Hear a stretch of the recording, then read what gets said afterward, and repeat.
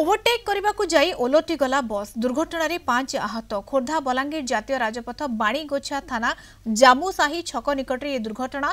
Blue balloon नामक बस T Bhubaneswar Balangir को जाउथबा बेले जामुसाही छक निकट एक लांबाही ट्रक को ओभरटेक करुथला एवं एही समय भारसाम्य हराई ओलटी पड़िथला।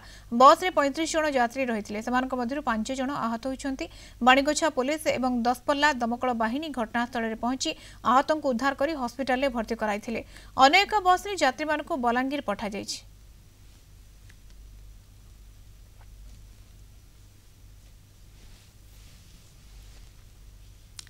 एपटे फाटिला पिकअप भ्यान चका 8 जन आहत। आठगड़ कखड़ी छक निकट रे बाजा गाड़ी दुर्घटनाग्रस्त।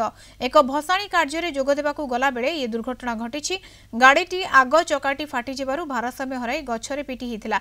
संबलपुर चारिबंध अंचलरू दुईटी गाड़ी रे 40 जन भसाणी पई आसुथिले। समस्त आहतों को ब्रह्मपुर स्वास्थ्य केन्द्र रे भर्ती करा जाइछि। सेमानक मध्यरु 2 जनक अवस्था गुरुतर थिबा सूचना मिलुछि।